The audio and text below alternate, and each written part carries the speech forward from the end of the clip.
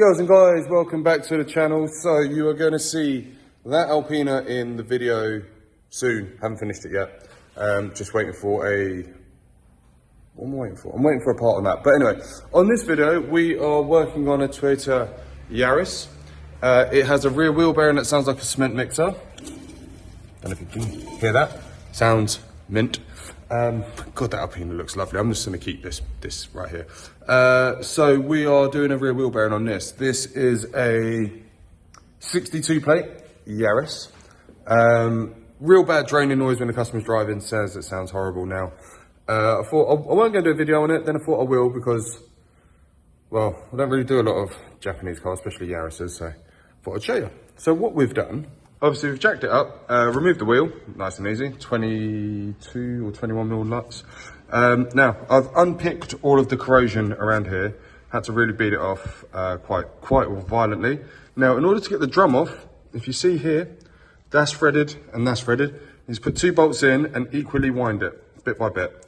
And then put some loose juice on here, and then we can pop the drum off, and then I can show you how to replace a wheel bearing. First things first. Apply said loosey juicy, also lube up them threads. I mean, is it excessive? Yes. Is it going to pay dividends later? Probably not, but let's find out. So now let's find 2 bolts to go into that. Behold the random bolt drawer. Let me take a while. Give me 2 seconds. Lovely, we've got 2 bolts in. Now, we're going to give them just some... You can already hear it unsticking itself. See the gap increasing? Lovely. Out she comes.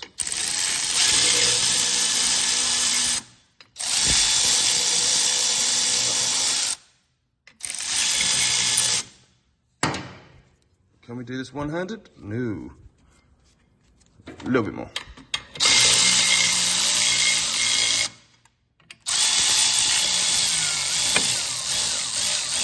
Max that one out.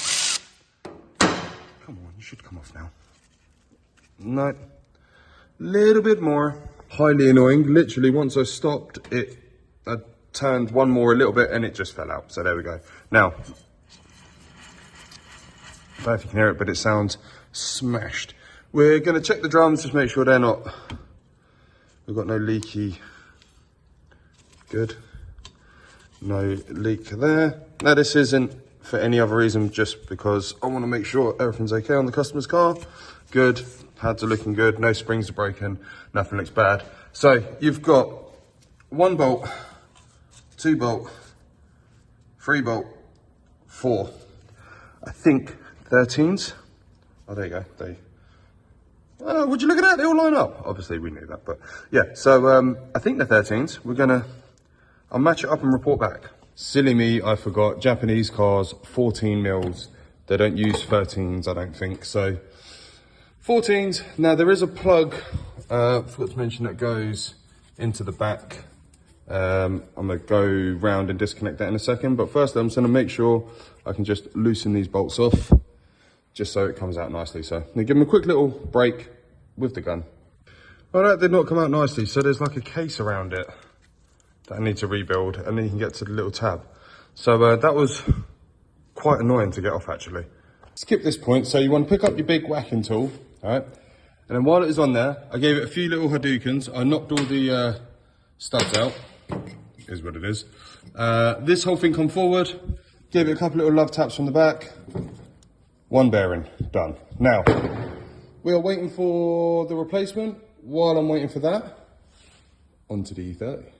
All right, just giving it a quick 1s and 2s. Obviously, this one is shorter because it's got no studs.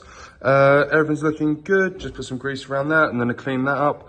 Remember, sensor goes to the top. So when you put it in, as you can see, they are slightly different. Well, not different, I mean, they've got grooves and a position to go. So just remember, sensor top. So sensor has to be at the top here. And then slide that into that and then hook that onto that and then put some bolts in.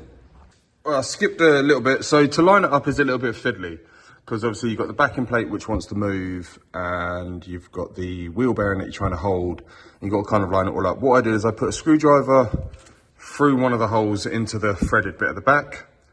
I just remembered I haven't connected the cable yet. Once I kind of lined it up, used it as a position, then extension, wound it in, did 2, and then took everything out and then just nipped them up. I've torqued them up, torque setting at the end of the video. Now just need to connect ab sensor. I've rebuilt with the plug. Can we do this block? I can't even find it. Where the hell is the plug? Generally can't find where I need to plug it in. Obviously the self-explanatory part, torque the wheels up when you're done. And then we're gonna check the front as well, just in case we've missed something at the front, but that rear wheel bearing was not in a good place. So that one's done. Now, we'll check the front before we go and do anything else. But other than that, hopefully you'll join me on a road test in a couple of minutes. All right, been for a nice little road test. Everything is all well and good. Oh look, a broken down Range Rover. Oh look, a broken down Evoque. You might see them on the channel at some point for good measure. So now I've got some more jobs lined up, and you'll be seeing the E30 job coming out soon, I hope. So for this one is done.